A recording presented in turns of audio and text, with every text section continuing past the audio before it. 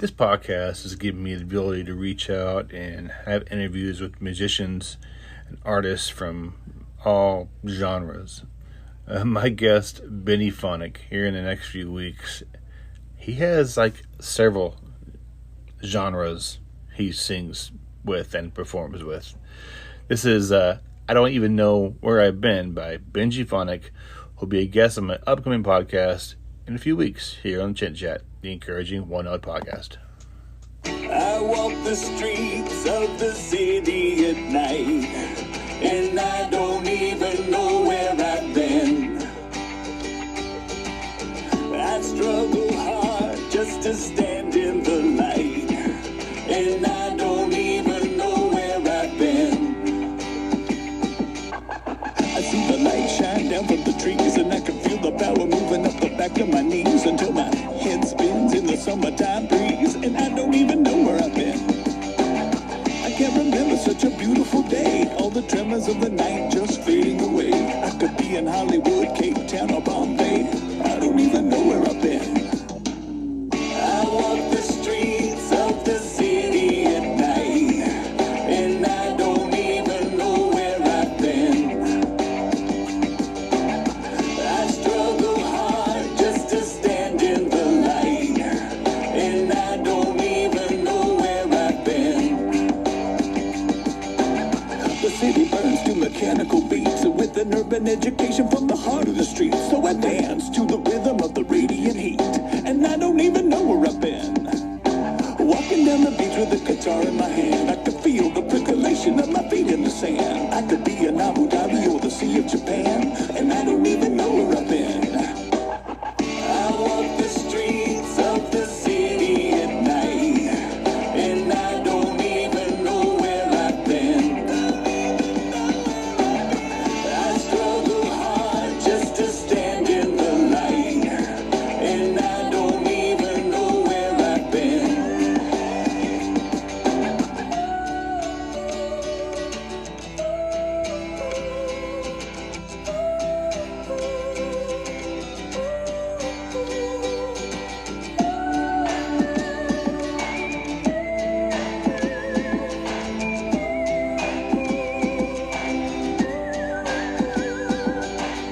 I can't remember such a beautiful day, all the tremors of the night just fading away. I could be in Hollywood, Cape Town, or Bombay. I don't even know where I've been.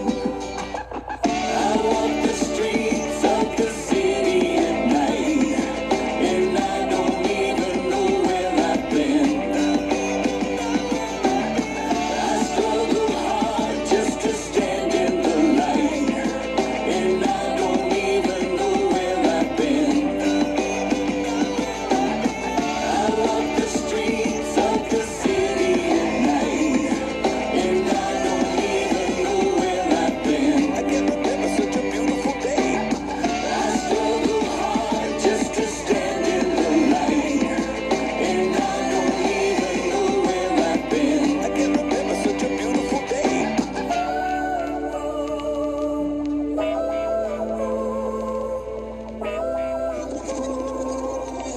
I can't remember such a beautiful day. What a cool little song by Benji Phonic. I can't wait to talk to him and get his inspiration on his genre of music. And that was I Don't Even Know Where I've Been. And I'm sure you feel like that sometime when you're driving or traveling, you're not sure where you've been or going. That's a cool song. I like that. I can't wait to talk to him. This is Chit and Chat. This is Chit and Chat, the encouraging one another podcast, where it's all about encouragement.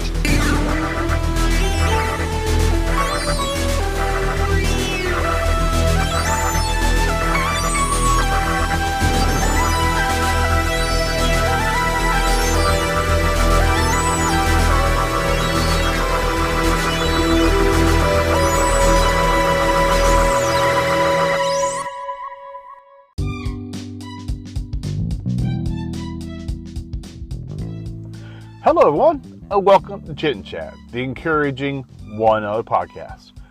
I'm your host, Jody Sheffield.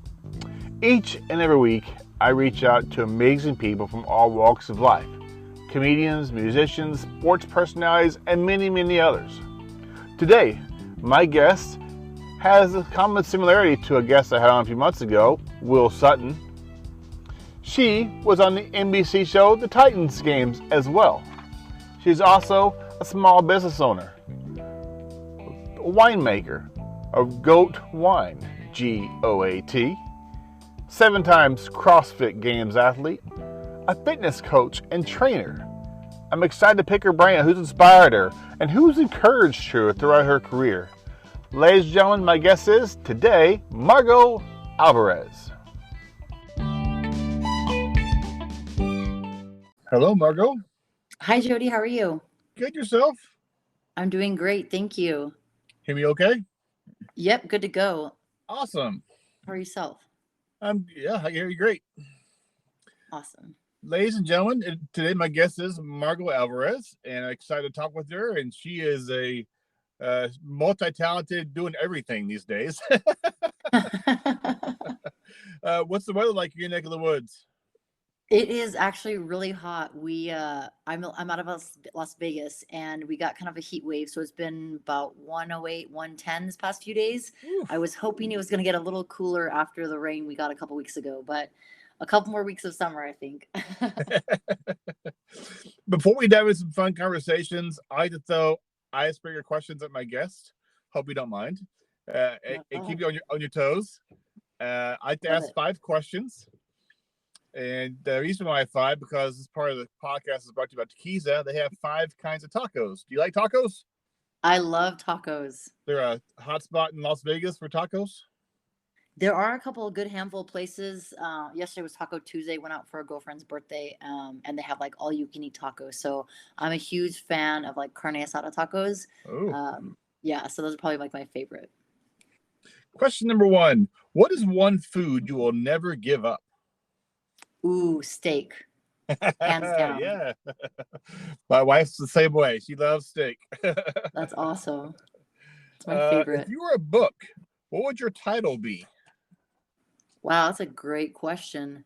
Something that popped right into my head right from the beginning would be work hard, wind down. That's kind of my motto in life and business. And I feel like that can be applicable in all ways, not just in training or business or running a family. And it doesn't have to be just wine.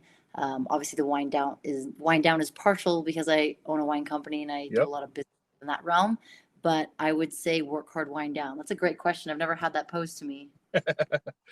Yeah, I love some wine. I don't get a lot of wine wineries here in Washington State, but I want to go.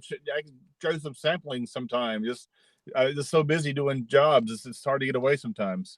Yeah, I know. Where in Washington are you guys? I'm in Silverdale, across from Seattle. So okay, I know there are some good. And I'm not sure where they are in relation to you, but I know there's some good regions for doing some tastings. Okay. I know also in Oregon as well. So if you guys ever get the time to go out, there's definitely a good handful of places to explore and get some tastings out there. Awesome. If you had to wear a shirt with one word on it for a year, what word would you choose? Authenticity. Now why is that? Or be authentic. Authenticity, just because I feel like that's one word that's resonated with me over my life. Being authentic and being my true self or my true version of who I am, and making sure that no matter what happens, no matter what I do, that I stay authentic to me and I to who I am as an individual, which is, very down to earth individual that is hardworking, isn't worried or doesn't have a problem with getting their hands dirty and getting involved in any project. And I think that if I had to pick just one word, and it's hard because there's a lot of words out there that I love, but I think authenticity or be authentic is the one I would work with. I would stay with. Okay. If you were a wrestler, what would be your entrance song? You have one song you love blaring all the time? Oh man, that is another great question. I do have a good handful of songs. I think I the Tiger, for some reason, that really popped. That's the one that popped in my mind right now. Even though it's like an older song, there's a lot newer songs that I love. But I think I the Tiger, because that just for me that resonates with like focus and determination and just pinpointing one thing. And if you're a wrestler, you're going out there to win and dominate. And so I feel like that would be what it would call for, something motivating. What are some other songs that are right up there, runner up in your song picking choices? I think it's Call on Me by Eric. This is like a oof, man, 80s, no, not 80s. I'd say like early 2000 song. Okay. But it's like Call on Me. I'm not a singer, so but don't butcher any other words here. But I'm pretty sure it's Call on Me. Okay. By it's Eric Pratz or it's like Prydz. Eric Pratz or Prez, if Okay. I'm saying that right. But I would say Call on Me. I don't know. That's kind of like a very upbeat. It I used to and I still listen to a lot of like house dance upbeat music, and that was a song I used to listen to a lot when I was doing a study abroad. And anytime I hear it, it reminds me of that. And I think that'd be another song that kind of would pop up if I had to have like another song. Gotcha. If you could invite 3 people over for dinner, pick their brains up anything from winemaking to CrossFit to whatever, who would they be? Ooh, great question. And this is like anytime, like any I know I've said that about every question so far, but I like because the questions are different. Like any time frame Yep. that you're thinking. Yep. So I would say Gina Carano. She's more like Yeah. recent, just with her experience and her life, what she's gone through. Gina Carano, Mark Twain, just in terms of like it's a completely different intellect and completely different individual. Yeah. Um, oh man, that third one, for some reason the Abraham Lincoln is someone that popped in my mind. I feel like there would probably be a multitude of other people that I would want to ask questions and be around and inquire about things in life. But I think those are Right. the top three that I'm thinking of right now. Okay. For my listeners out there who might not know who you are, I know who you are a little bit from TV and whatnot. Give us a little brief bio on who Margaux Alvarez is. Great question. So I'm a winemaker. I'm a fitness coach. I currently reside in Las Vegas. I was born in California, but I grew up in Montana. So I consider myself a Montana mountain girl. I graduated high school there, moved to Hawaii, went to HPU, which is Hawaii Pacific University over there. I did some study abroads. I really was involved in sports when I was younger, and I really wanted to continue that into my collegiate years, but that didn't happen. So I focused on studying abroad and, trying to learn languages and open up my mind to new experiences and new places. And then I moved back to California, the Bay Area when I graduated, and knew I wanted to work in some sort of health and fitness, we'll say, industry. And I started working at a gym, and then I eventually became a personal trainer, and I loved helping people with their goals. I had lost my sister in 2008, and so there was this big connection to helping people and giving back to people because I felt like I couldn't help her. And that was, I think, a big course of my change of life.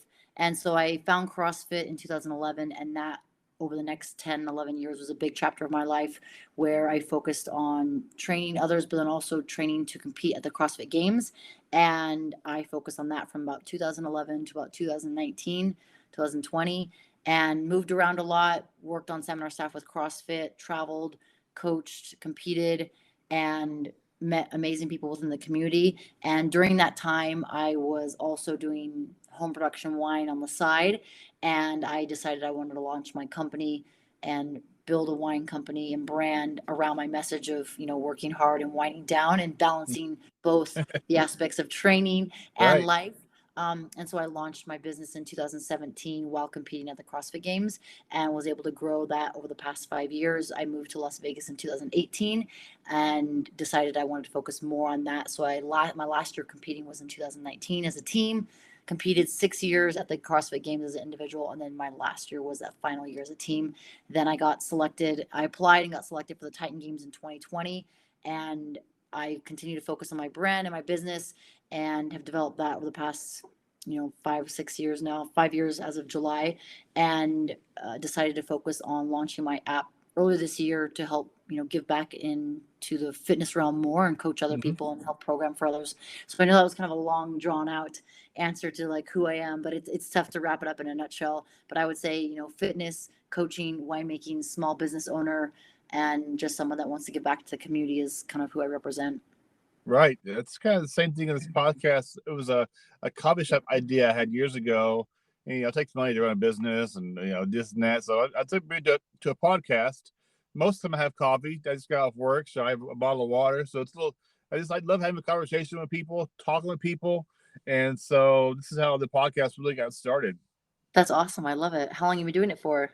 6 months, and your episode around 52, I believe. So I did interview people for a while. I was kind of timid about talking to people and what was the people think. I'm like, no, I'm going for it. So I've had about 30 interviews, and I had one of your fellow competitors. You've already known Will Sutton. So Yes, I love Will. He's awesome. Him and his wife are amazing. Country Strong. That was a great conversation I had with him a while back. I love it. Who were you named after? So I was actually named after Chateau Margaux. It's a very popular, very well-known region in France. My parents loved wine, and that was one of their favorite wines, and so I was named after that.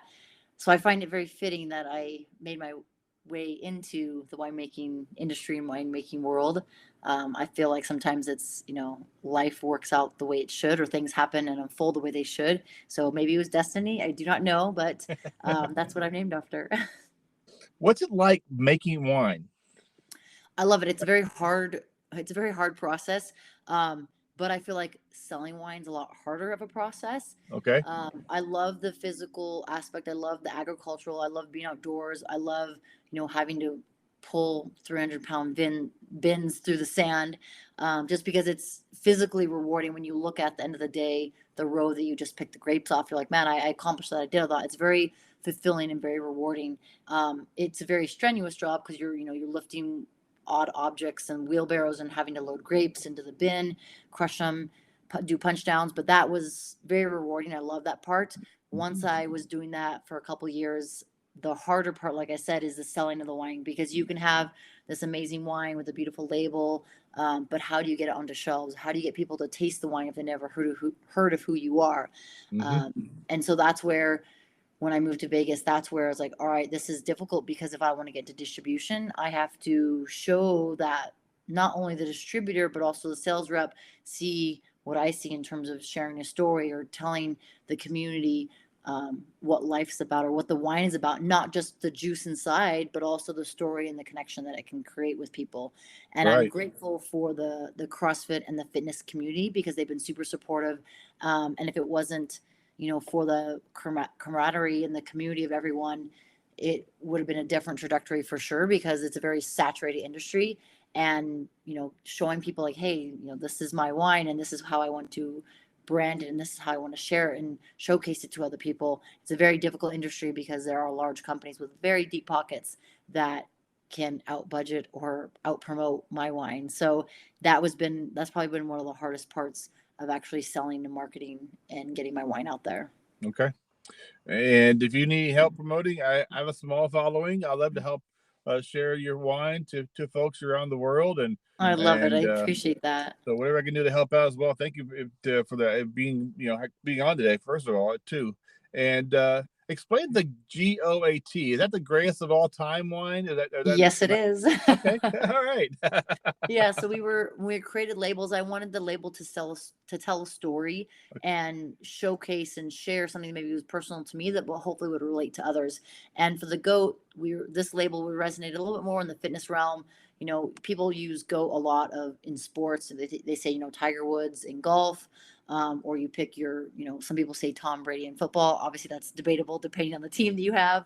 But True. For me, it was more about, in CrossFit at the time when we were doing this, they would say, Rich Froning's a GOAT, greatest of all time in the CrossFit realm. And so for me, I was like, well, I wanted to relate to sport and to fitness, but I also wanted to relate to family or career or mentorship. So maybe you had a grandmother that helped raise you. Maybe you had a friend that was there during a hard time. Maybe you had a business mentor that helped uplift you during a hard point in, starting your own business.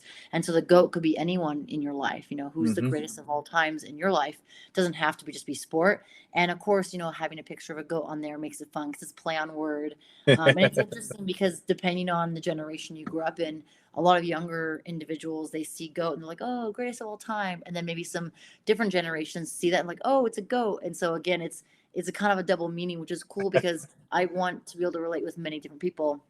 And so that was one of the labels that was really unique. The other label that was very special to me, that is very special to me, is the Cheerston wine, and it's a picture of my sister's painting called The Purple Tree. She did that Oh, wow. before she passed. And so same thing, it's a story of, showcasing her talent and her ability to do these amazing paintings and create this amazing art at such a young age, and say, hey, like, she's no longer here, but I want to continue her legacy and her story by sharing how she impacted my life. Because if it wasn't for what happened, I wouldn't be on the trajectory that I am. And of course, I would Mm-hmm. love her to be here with me to celebrate and enjoy this and, be along for the journey. But I think that's sometimes where in life things happen or don't happen for a reason. And that was something that, was very eye opening for me, and that I wanted to pay tribute to her. And so showing her art and showing her story hopefully inspires others to go after their goals and hopefully find some sort of inspiration to, take initiative what they want in life, because life will change at the drop of a hat so quickly. Yep, true that. Tell us about some of the wines you have. Yeah, so the first one's the goat. The goat's a Petite Syrah blend. It's mainly Petite Syrah. It's similar to a Cabernet in the sense where it's full-bodied, it's dark, it's jammy, it's fruit-forward, but very smooth, very easy to drink. Medium tannins, so it's nothing that's too dry or too spicy, depending on like your palate. It is one of our most popular wines. That's the wine we actually got into distribution in Colorado, Montana, and here in Las Vegas. The second one is Cheerston, which is a red blend as well, and that has 4 different grapes: Petite Syrah, Petit Verdot, Syrah, and Grenache. More of a medium balanced wine, has a little bit of pepper and spice to it, nothing that's overpowering, but very easy to drink as well. And then the third label we have is La Vigneron, which is a lighter wine. It's a blend of Zinfandel and Carniena. It's a great wine to like put in your fridge and let it be chilled, so as you open it, enjoy it, it's nice and crisp and cool on your palate. It has a little more like tart apple cherry flavors. Okay. But yeah. Your website, thegoatwine.com, has a Correct, lot yeah. of information, right? Yeah, so thegoatwine.com has been our website. We've showcased the wines on there, our apparel and our messaging. Also done a little bit of blogging on there as well. I'll do newsletters with like fun workouts. We call them Earn Your Grapes. So every week I'll either put it out there, I'll put it on social, of Earn Your Grapes workouts, where they're either body weight or minimal equipment, where people can get moving, because the intention is just to keep that inspiration of movement going. That's where the work hard comes in. The work hard could be in the gym, could be a walk, it could be yoga, it could be whatever it is in your life, so that you get your body moving, because I think movement's so good for our body and our mind, and I think that allows us to stay connected to what we're doing, and allows us also to get rid of stress or things that may be going on in life. So yeah. Can you walk me through the Titans games? Trying out the Titans games, and what was that experience like for you? It was a phenomenal experience. I had such a great time. I can't believe it's already been a little over 2 years that has passed now. But Flying by, isn't it? I know. I actually ended up applying for American Ninja Warrior and got selected for that, and then All did right. that in 2019, or like March of 2019, and then had the opportunity. The casting team had reached out later the year. They said they were casting for a different show, and I was like, I would love to apply for that. I feel like the Titan Games was a little more up my alleyway compared to American Ninja Warrior, but I was able to apply, and I got selected for that, and then went down to Los Angeles in January of 2020. We did the preliminaries in LA, and there was a good handful of both men and women there for the kind of the prelims, and then they selected the women and the men that were going to be on the show, and we ended up doing that. I think we were selected like middle end of January, and then we went to Atlanta, did all the filming there, and we wrapped up in about 3.5-ish weeks or so, and that was right before everything shut down. So it was a obviously opportunity of a lifetime. I'm so grateful for that, because it allowed me to connect with so many different individuals that had their own story, whether they had someone else in their life pass or they went through their own struggles, and got to know a lot of the men and women, and we still keep in touch to this day, which is really cool, because we kind of joke around. It was like a Titan family where, we all got to spend like a 3.5 weeks with everybody, or most everybody, just getting to know one another, sharing stories, and creating some memorable moments, which was a really fantastic time. And I'm so grateful for it. And of course, getting to meet The Rock and talk to him, and, kind of see what he was trying to create, what he was creating, to be able to gather a platform to showcase other individuals, not just their athletic abilities, but also their ability to, share their story as well, and like maybe the hardships that they went through, and hopefully they could take that, people watching could see the inspiration, hopefully find something to help them through a hard period in their life. So it Yeah, was was amazing. I think each of person on that show had an amazing story, a little bio about them, and it was just really great hearing their story. And that's what this Yeah, podcast is about, sharing everyone's story. exactly. Yeah. And it was, again, like I think in life, you sometimes connect with certain individuals and you're able to create this amazing bond. And I think we all had a little bit of that while we were there. And again, just a phenomenal experience. And knowing that we're all coming together from all different walks of life that we probably wouldn't have never met. There might have been some crossover with some of us. I know some of the athletes were in CrossFit or were competing within the CrossFit space, but there's some other individuals that I would never have met if it wasn't for the Titan Games. And so I'm grateful for that experience in many than more one ways. What was it like getting that call that you made the show?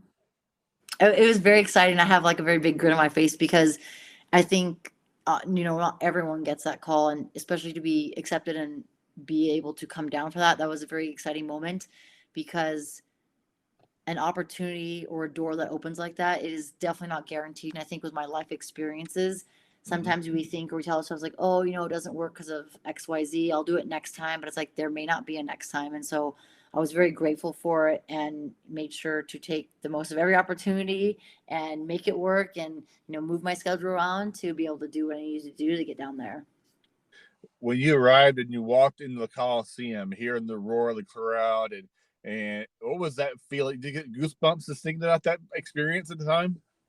It kind of reminded me a little bit of competing at the games in the sense where like you have people around you supporting you and cheering you, and obviously it's a little different because we're in a set where they're getting ready to film and do all this. But I remember like right before the 3, 2, 1 go went off, like still getting the nerves and the adrenaline like in my stomach. I remember feeling that. It's like, oh man, it's exciting. So it's like obviously we're filming, but we're also competing. And so you have like the aspect of the show going on, but also the aspect as an athlete, like I want to win. I want to make sure that I do my part to win this event, but also, I want to be able, this is a collective effort because everyone here in the stands is cheering for us as well. Mm-hmm.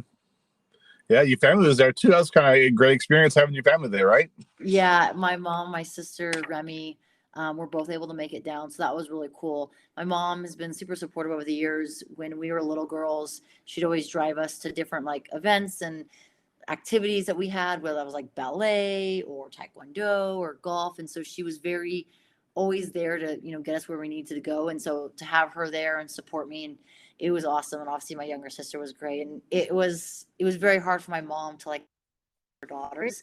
When my mom was growing up, she lost one of her brothers. And so I think as an individual, like to go through all that, like to be so tough, not just physically, but mentally, I can only imagine what it takes. And obviously having her there to support me was just a very, very warm, fuzzy feeling, but also, man, I'm so grateful for a family member to be here, to be supportive of me and just to encourage me along the way. And of course, my sister's always been super supportive as well. And she's my younger sister. So it's always awesome because I've always wanted to take care of my sisters being the oldest.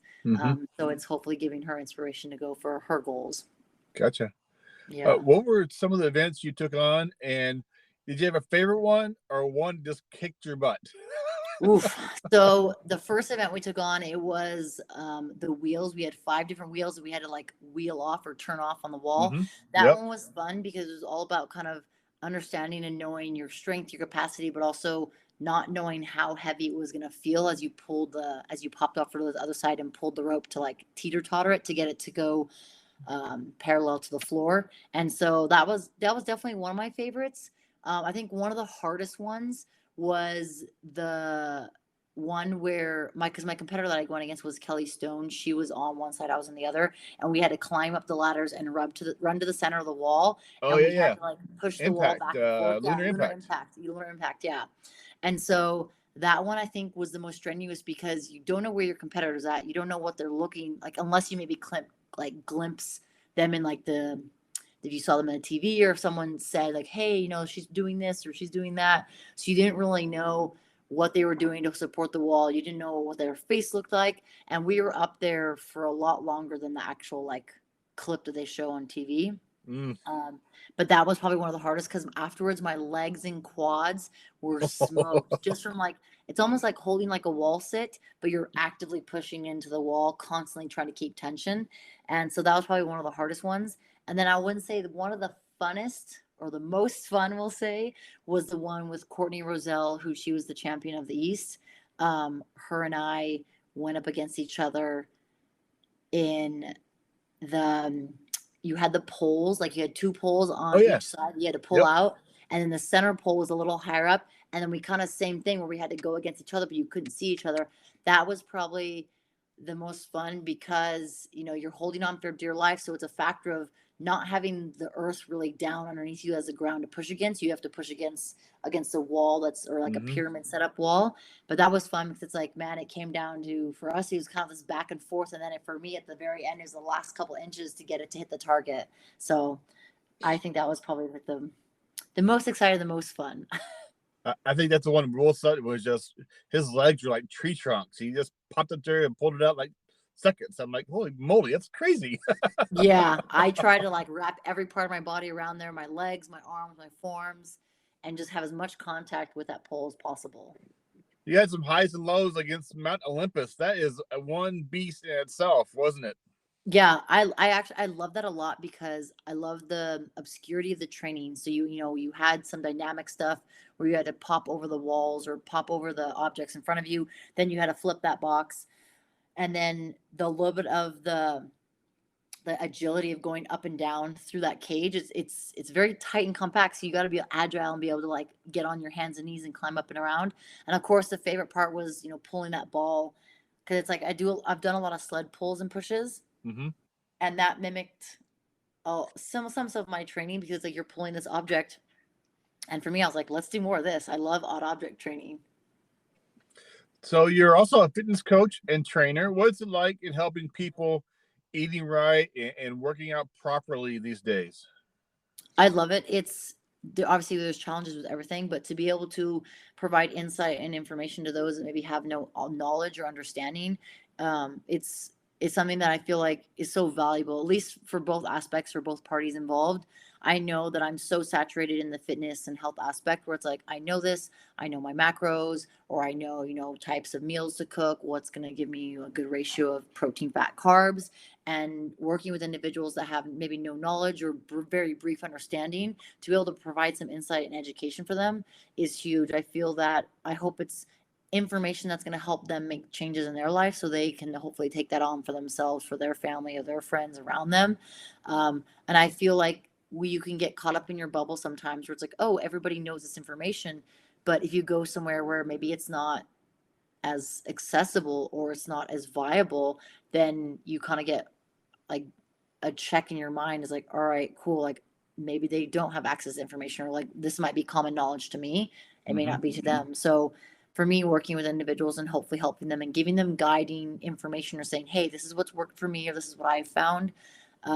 I hope that it's at least beneficial for them. And I know it is because people provide feedback, but I feel like there's so many people that I want to help and I want to be able to try to help as many people as I can.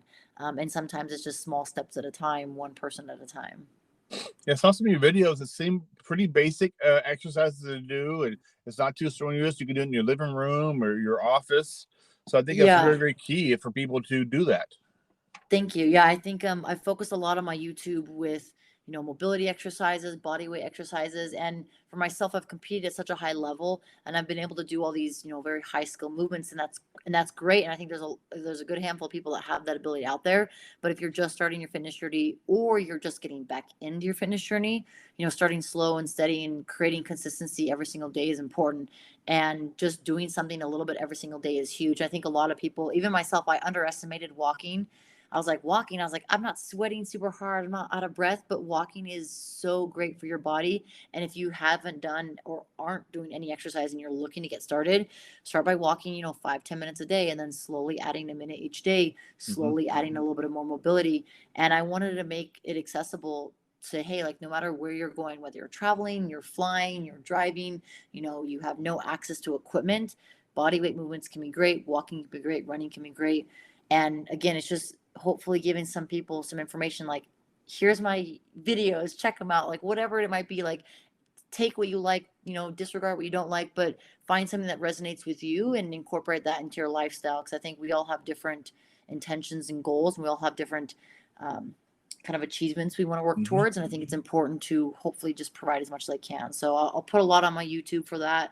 I'll also try to put that on my social media, and then my fitness app. If people are looking for more, I have access to like body weight programs, or if you're looking for even more, you can do kind of a CrossFit style, like workout of the day where you have some lifting and you have a high intensity piece if you want to sweat a little bit more.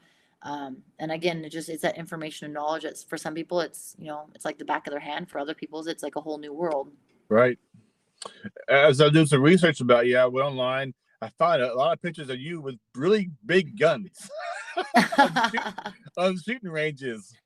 Yeah. So I don't have tons of experience when I was growing up. I grew up in Montana. I did a little bit of fishing back then with my grandpa, but not tons. But it's only recently that I've really gotten into it. But I'm a completely relatively new individual to that. When the shutdowns were happening and everything was going on, I decided to get my CCW and just have protection and have education for myself. My garage got broken into, and so that's a very not necessarily scary, but it's a very like violating experience where you feel like your personal space got invaded.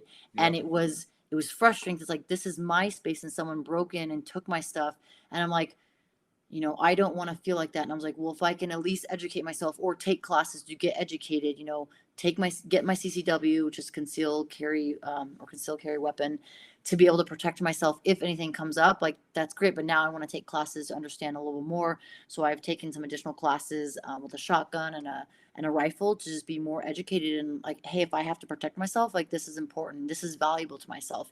And that was about 2 years ago. And then I had the opportunity to get invited to the 6 Hour Hunter Games in June of this past year. So about 2 months ago, a friend of mine, Laura Zera, who's an awesome, badass survivalist, she has a lot of experience in outdoors, and she's done a lot of the Naked and Afraid episodes. And she just has a huge insight and knowledge to that. She invited me onto her all-female team that she was a part of. And it was mimicking like going on a hunt. And I was like, man, I've never gone on a hunt. I was like, I've never shot a single bolt action rifle. I was like, I want to learn. I want to educate myself. So I'm so new, like I'm a blank piece of paper and I want to start drawing on it. And so it was a really cool experience to go out there and learn. I met some amazing people and had the opportunity to go out to 6 Hour's grand opening in July and got to do a little bit of shooting out there. And I was like, what? I really want to learn more about this. And my husband, he was very big encourager of signing up for the tactical games, which I'll be doing at the end of this month. And I wanted to do it last year, but I was like, man, I really need more shooting experience. I don't have much on my belt. I want to get more. And so I kind of pushed it off and was more hesitant. But I was like, once I signed up, I was like, all right, I really need to put this as a priority. I was like, not only do you feel more comfortable, or at least I feel more comfortable with the training, the classes, and the exercises we've been going through. I've also been working with Lena Michalik, going over some dry fire drills. And I think for those that are out there, especially women, if you're hesitant or unsure, it's like, I want to be able to, share my journey to say, hey, like I'm just starting out. I didn't have tons of experience.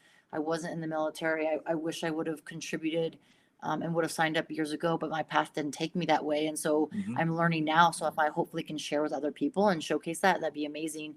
And hopefully give women, the confidence and the inspiration to seek out something close to them, whether it's their CCW or just educational classes. But when I was out at 6 Hour, I had the opportunity to shoot the LMG and the MMG, which is the light machine gun and the medium machine gun. And it was an incredible experience. They have so much power, and obviously you respect everything you learn from those that have tons of experience and tons of education. And for me, that was just an eye-opening experience. I felt like a sponge soaking it all up. And since then I've wanted to learn more, and I want to become more proficient. And I think I've started to meet more people in the community, and they're very supportive, and it's this tight-knit community that want to help people, and they want to help education, and they want to promote that. And I've been sharing more on my social media and, sharing a little bit more on stories, and people, specifically women, both men and women, have reached out. They're like, man, this is so awesome to see. It's so encouraging. Or they'll share with me their stories. And I've had a lot of women ask like, hey, this is so awesome. Like, I don't know where to start. I don't know where to go. I want to check out this, or I'm looking to get a pistol for concealed carry. What do you recommend? And I'm like, man, there's so much out there. So I know I kind of went on a tangent there, but as I'm talking, I'm like, man, I'm really passionate and excited about this, because I feel like there's such a market to not only educate those, but give them a platform where they feel more comfortable learning. And so they feel that they can protect themselves and be more confident with, owning a firearm and knowing how to operate it and, change a magazine and do what they need to do for self-protection, but also just education and understanding as well. So there will be more for sure. I'm looking forward to just sharing more of my journey so people feel more like a little more comfortable knowing and learning, but also hopefully I can inspire them to, find out what it is they're passionate about. Right. How far down range can you nail a target? Oh, so when we were at the SIG Hunter Games, we were probably hitting out to like I think the most was like 550 yards. And Wow. that's again mimicking a hunt, right? So a lot of the training I've done recently have been very close. But I would say a couple 100 yards is what I've been able to hit with a rifle. So share about your CrossFit competitions as well. You did that for a number of years. Correct. And so what really got you into CrossFit? Just working out and just kind of worked your way into it? I loved, so I found CrossFit. Some friends that were talking a little bit to me about it in like the end of 2010. And I had just, I kind of switched gyms and I just joined the UFC gym actually where I was living. And I wanted to get more into martial arts. I did Taekwondo as a kid and got my black belt. And I really wanted to learn more and get more into like kind of understanding what I would need to do to protect myself if something happened. And that was, like I said, end of 2010. And I kept kind of pushing off. I was like, no, I'm going to do my running and do my martial arts.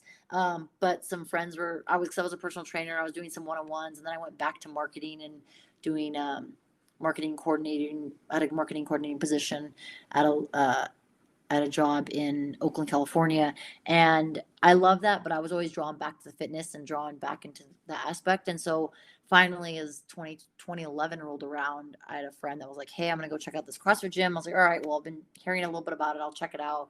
We dropped in and did a class and I absolutely loved it. I knew nothing about it. I never touched a barbell. I have my right thumb's a little shorter than my left thumb. So we ended up learning snatches and I was doing them on a 45-pound bar, which some people call like the guy's bar because it's a little bit longer and bigger. But I ended up trying to learn how to snatch on that 45-pound bar. And I was like, man, this is very difficult. Like the snatch is, so technical and so much coordination and timing. Mm-hmm. But I remember doing burpees and snatches and just absolutely out of breath, so exhausted. But afterwards, I was like, man, everyone in the class was cheering. They were so supportive. And I was like, man, I feel, oh, this was exhausting, but so accomplishing. And I felt that I loved the mental challenge. The physical challenge obviously was challenging, but in the mental aspect where it's like what you talk to yourself or what you tell yourself, what are you saying? And I think that was a huge component of what drew me in. And I came back like later that week and I was like, I signed up. I was like, it was like call them elements, like the on-ramp classes. And I did those like almost back to back and signed up and I became that Kool-Aid CrossFit drinking girl that people kind of joke and like make fun of. They're like, all you talk about is CrossFit. I was like, yep, that was me. But I just loved it. I love the community. I love the aspect and I love the challenge where it's you versus yourself. Like, doesn't matter who, is finishing next to you or how fast they're going, but it's like, what are you capable of? What can you do? Like, how can you improve for yourself? Not that, yes, you might be trying to compete or you must be trying to like lift more load, lift more weight, but it's like, what are you capable of? Like, I'm stronger than I was yesterday. I know more today than I did yesterday. I don't know as much as I will know tomorrow, but it's that one step process, every day at a time process. And I think that's what I loved. And the community is something that drew me in because I would usually work out with myself or with girlfriends. And that community was just, it blew me away and I absolutely loved it. And I think that's why it really drew me in, as well as the mental and physical challenge, but that community was just so a deep base component that drew me in. And I was like, I want to do more of this. Is it important to have support when you're doing like workout? Because I'm sure you may get weak or you get tired, and having support to keep pushing and not to quit and to motivate you. How important is that for you? I think it's very important. I've always been a very individual where I could, do it by myself. I used to work out a lot by myself when I was training for the games. And if I didn't have, training partners, I did a lot by myself. So I have that ability to do it. I think all the golfing that I did growing up for 10 years, that sport is very mental because you have 18 holes to play. And if you get inside your head and mess it up on the first hole, you're like, well, the next 17 holes are going to be brutal. So I think I learned a lot of that at a young age and that helped me go into it. But I think for those individuals out there that maybe struggle with getting to the gym or have a hard time going by themselves and they like to have a partner, an accountability friend that can keep them there. I think it's huge. I think the community and the support is incredible, because knowing that if you have someone next to you that's going to keep you accountable, you're like, oh man, I really don't feel like going to 6 o'clock class today. You're like, oh crap, man, my friend Mary's going to be there. I got to make sure I don't let her down, you know? And I think that's really cool, where it's not only like the accountability to get there, but once you're there, you meet people from all different types of life. Like you could have such an eclectic array of individuals that, you know, everyone kind of leaves that at the door. Like you come in and you're just like, hey, we're just here to throw down and work out together. It's like you're sweating together, you know, you're breathing hard together, you're running together, whatever it is that you might be doing in class. And I think it's a unique experience where it kind of bonds you, where people understand that struggle, understand what you're going through in class. And I think a lot of, at least for me, fitness was an outlet for me, like not knowing how to deal with certain emotions, or, you know, working through the passing of my sister, not understanding maybe at a young age, like how to handle that or what I was feeling. I think fitness, and when I first kind of started getting into not just CrossFit, but just running and movement, I think that gave me an outlet to get out frustration and sadness and being Mm-hmm. upset. And I think for a lot of people, it's their outlet for them. It's their way they can express emotion. Maybe they don't want to physically talk about it or write it down in a journal, or, you know, stare at the mountains as the sun goes down. Like maybe that's their way to get it out. And I think, hey, more power to you. And I think that's what, at least it drew me in. And I think it does for a lot of people from the conversations I've had with friends and people. For folks outside the military and outside CrossFit, they won't know what the Murph is. I saw you did the Murph. Correct. Can you share about that? Yes. So the Murph is dedicated to Michael Murphy. And, you know, he gave his life, sacrificed his life to save his brothers. And that has been around ever since I can remember. The first time I actually did Murph was in 2011, a couple months after I started. And it really hit me because, you know, he gave his life to save others. And for me, I really took pride in, you know, doing exactly how it was written, because it was making a tribute to someone. And I think for me, it's like it resonated with, like, you know, like my sister, even though it's not, her story is completely different than his and it has no correlation or crossover, but it was a fact of, you know, you're honoring someone who is no longer here, and they made sacrifices, huge sacrifices for their country. And to honor him and to honor others that have lost their lives, like that takes precedent and priority. And so when I first did that workout, I was so dedicated to wearing a vest for it. And for those that don't know it, it's a 1 mile run. If you have body armor, you wear the body armor. If not, it's a 1 mile run. And then you have 100 pull-ups, 200 push-ups, 300 squats, and then you have another 1 mile run. So when he trained, he was all about, you know, you're having to run, fight, and then run. So similar aspect where you're running and then you're having to come and fight, you're changing the movement patterns, and then you go and run. And people will say, you know, as prescribed or as RX is, you do the 1 mile, then you do the 100, 200, 300 rep scheme, then the 1 mile. And of course, as gyms that honor it and honor him, you know, you can partition it up, you can break it up. You could do 20 rounds of 5 pull-ups, 10 push-ups, you know, 15 squats, or you could do, you know, 10 rounds of 10, 20, 30. So it all depends on your fitness level. Obviously, you can do half Murph or scale back to your fitness levels. If you can't run, you could walk, you could bike, etc. But again, the intention is to honor him and what he went through. And it's something that I've tried to do almost every single year. We actually had that event in 2015 and 2016 at the CrossFit Games and honoring him. And Oh, wow. yeah, and it's tough because I always get emotional around it, even though obviously I didn't know him, but it's the fact of the matter of like him and many other individuals that have given their life and given their sacrifice for a bigger picture is just like, man, like that's something to remember, especially when people are in the workouts, like no matter how. And I remember in 2015, a friend of ours, he was on the teams and he actually gave me his team like coin and medallion. So I actually had that in my pocket of my Oh, wow. shorts when I was running in 2015. And Dave Castro, who was the director of the games back then, he said, you know, like no matter how hard or how challenging and difficult this is, like we're doing this for a bigger purpose. And of course, like, you know, you're quiet and you're silent and you hold those emotions in. But it's something that I've tried to do every single year, and I've been able to do it, I think, except for maybe 1 year, because I think regionals was right before, right after that. And so it wasn't able to do it in terms of the competition, but it's something that I I would recommend people, if they're interested in learning more and like knowing more about the story, going researching it. I ended up doing a video on YouTube as well about it, and just about just a brief clips of his story and like why I do it and the bigger purpose to it. So for those that are interested, there's a lot of videos and information out there, but it's usually done over Memorial Day weekend. Okay. So yeah, it's something that's special in my heart. Throughout your career, from now till you're younger, was there people in your life who encouraged you and who inspired you not to quit? That's a solid question, because I think there's always been people that have been supportive. Like my husband Alex has been super supportive and always encouraged me.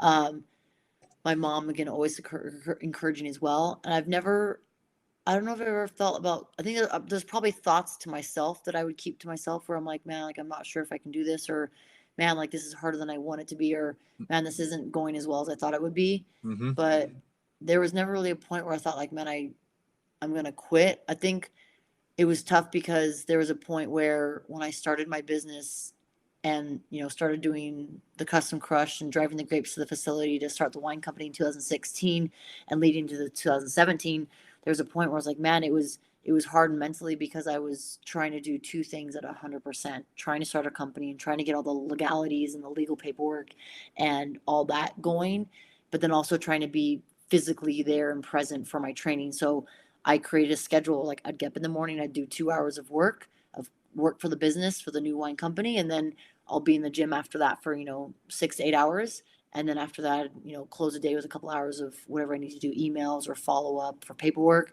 And it was tough because sometimes I'd physically be there in front of the computer, but mentally I'd be like, man, I need to make sure I do mobility, I need to make sure accessory, and then I'd be in the gym and I'd be like, man, I didn't get that last email out, or I'll check my phone and get an email. I'm like, really need to make sure I respond to that. But I'm like, no, I need to make sure I'm here. So that was the part where it wasn't so much felt like quitting, but it was like, man, this is difficult, because it's like you're trying to do two things at 100%, and it's very challenging. We'll say, not that it's not doable, but at one point or at some point, something will start to falter, and the ability to put 100% into something will start to teeter off. Mm-hmm. This Chit Chat Encouraging one of the podcasts is about sharing encouragement, sharing positivity. As I'm beginning to wrap up, do you have any words of encouragement for someone out there who maybe want to do CrossFit, or run their own business, or just any areas in their life where they're struggling a little bit to be consistent, or working out, or fill in the blank? Yeah, I would say that being patient and taking one day at a time is very important. And I think a lot of people be like, oh man, it's like nothing, like magical words. But I think what I've learned through, competing at a high level, starting my own businesses, and learning that along the way, it's like there's going to be lots of highs and lows, and there's going to be a lot of times where you feel doors shut in your face and you feel like no is being the only answer you're going to get versus a yes. Being patient in the process and knowing that it's going to take time, and making sure that you celebrate the small successes every single day, because like I said before, not every day is guaranteed every single day, but celebrating those small wins and embracing those struggles, because the struggles, as much as they may be hard or difficult, if you are able to say, hey, like, this is hard, I have to go through this, versus trying to avoid it or go around it, going through it will give you some tools or give you some feedback, so that the next time you have a hardship, the next time you have this huge mountain to climb, that you'll be able to get through that. And that can apply, to going to school, or working towards a promotion in your job, or, going to the gym and, trying something new, whether it be CrossFit or jujitsu or whatever it might be. Starting a business is very hard. It's very difficult. And something I've learned along the way is, like, I've had to really, like I said, celebrate those small wins and celebrate the struggles, because I look back and I'm like, man, I didn't think I ever was going to get through that. Or I didn't ever think I was going to get that first, contract to have distribution, or I didn't ever think I was going to be able to get my wine into a wine shop. And it's like, I always believe, but it's like, it's hard when you're being told no, or the doors are constantly being slammed in your face. So for those that are out there, finding some sort of mantra that works for you, and finding some place where you physically see it every single day, and you write on there, like, embrace the struggles, celebrate the successes, whatever it is for you. For me, I've had a mantra where it's, be accountable, prepare and execute, review your work, be patient, like I just talked about, and enjoy the journey or enjoy the process. And I've written that down on my notebook. I've written it down on my mirror. I have it on my phone. I think it's important because that mantra for me helped me through my competitive years as an athlete, and, making sure I take one day at a time and not trying to get ahead of the picture. Obviously you have macro goals and you look at the bigger picture, but those micro goals are important because sometimes it can be very overwhelming. So take it bit by bit and piece by piece and day by day. Gotcha. I'm so thankful for the opportunity to talk with you today. Another NBC Titan game person, CrossFit person, a winemaker. And I love your mantra: work hard, wind down. Thank you so much for the time. Any way I can help promote your wine, just let me know. I wish you nothing but success in all you do. And thank you, ladies and gentlemen, Miss Margaux Alvarez. Thank you so much. Thank you so much. I appreciate it. Have a great day. Thank you. You too. Bye-bye. Bye. After these messages, we'll be right back. October 21st, Grieve the Astronaut live at Real Art Tacoma. With very special guests, Chris Jones and Regan Lane. Brought to you by Real Art Tacoma and Lou Jack Promotions. This is an event like no other. You don't want to miss it. With Grieve the Astronaut performing songs off their newest album, Signs, as well as covers by Muse, Toto, and Tears for Fears. This is an event that will go down in the history books.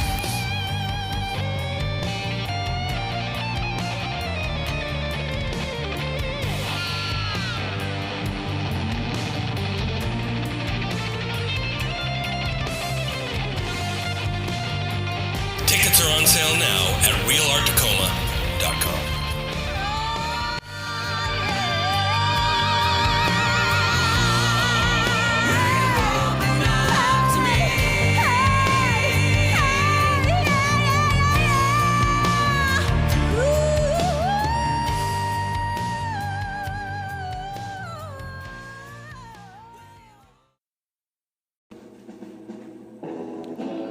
Are you craving donuts?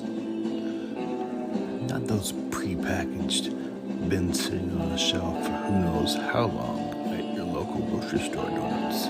No.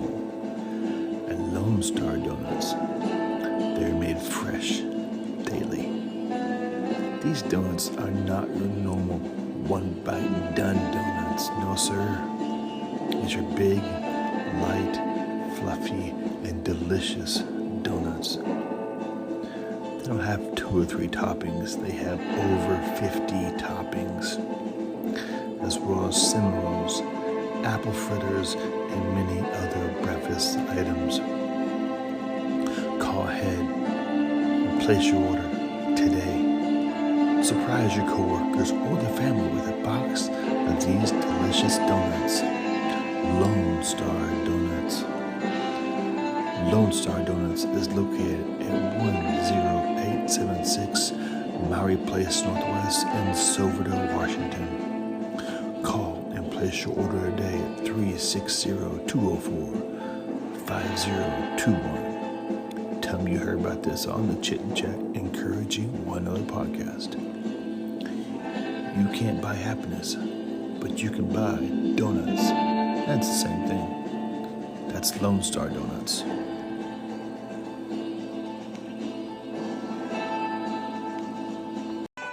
Hungry? Craving tacos? If it's Tuesday or not, you gotta have tacos, right? Tequiza, tacoshop.com. They're located at the Kitsap Mall. They have tacos, and more tacos, and chimichangas, and burritos, and taco salads. You get it. They have amazing food, as well as beans, and salsa, and grilled jalapenos, my favorite. Their food's authentic, made fresh, and they're locally owned and operated. They got a Facebook page too, and a food truck with amazing breakfast burritos. That's Tequiza Taco Shop, TAQUIZA tacoshop.com. Their phone number is 360-698-4335 to place an order. The address is 10315 Silverdale Way, Silverdale, Washington. That's TaquizzaTacoShop.com. TAQUIZA. Tacos, and more tacos are waiting for you. This is Kirsty Krause, Bird.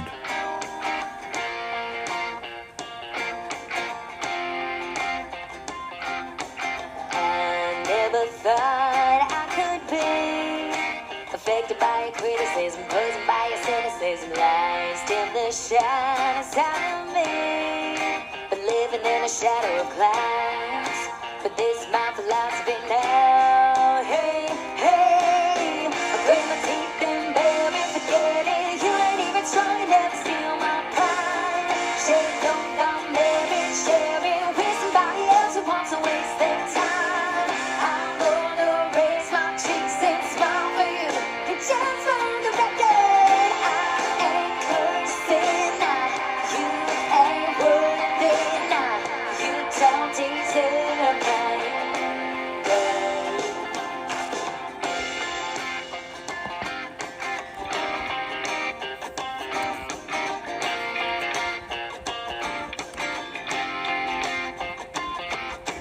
My every breath is my currency. Spend it on the positive, loving how I'm dropping it. I let her fly, spread her wings. Only in my head and my dreams. Read between the pointer and ring. Hey, hey, I put my teeth in, baby, forget it. You ain't even strong enough to steal my pride. Share it, don't come, let it, share it with somebody else who wants to waste their time. I'm gonna raise my cheeks and smile for you. Just for the record, I ain't cursing, you ain't worth it, you don't deserve my love. I ain't cursing, you ain't worth it, you don't deserve my love. Every breath is my currency. Spend it on the positive, loving how I'm dropping it.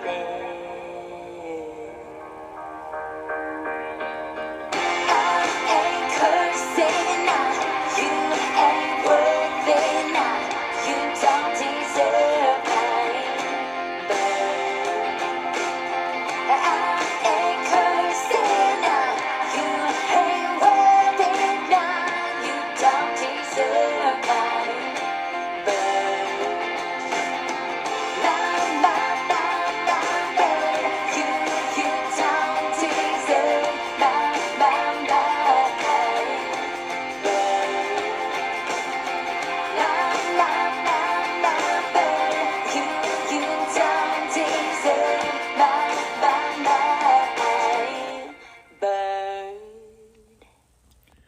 That was Kirsty Krause, Bird. You can go to her website, Kirsty Krause. I'll spell it for you, KIRSTIEKRAUS.com for her music, videos, merchandise, her tour, her bio. Kirsty Krause, Bird. Thank you for being part of the Chit and Chat Encouraging One Another podcast. It was great talking with Margaux Alvarez today, a winemaker of The Goat Wine. Her website's thegoatwine.com if you'd like to order a bottle of wine from her. And really just getting her story about winemaking and being on the NBC hit show The Titan Games, a CrossFit athlete, and her quote, her mantra, work hard, wind down. What a cool mantra. And it was a great conversation. Hope you can stay tuned for upcoming episodes. Share it with friends and family. It's not your perfect podcast by any means, but I have fun talking with people from all walks of life. Everyone has a story. The amazing musicians I get to meet. This song you're hearing now is by my friend Raymond Hayden, and he is a very talented musician, and he's always collaborating, helping other musicians and he did the opening intro for this podcast. So I'm very grateful for him. Thank you for your support. Thank you for listening. If you have any feedback you'd like to share with me, you can reach out to me on social media, Facebook, and TikTok, Instagram. I'm pretty much all over the place. If you know me personally, you can call me or send me a text. I just love talking to people and having fun conversations. And if it's over coffee or you're stuck in traffic, thank you so much for listening. This is Chit Chat, the Encouraging One Another podcast.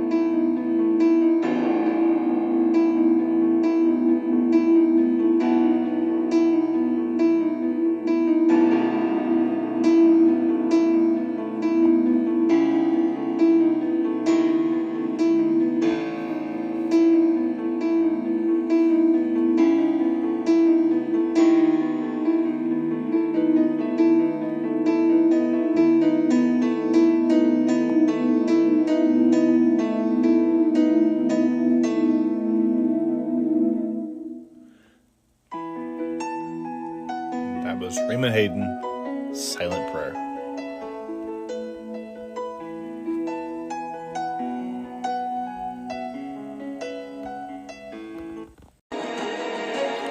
This is Chit Chat, the Encouraging One Another podcast.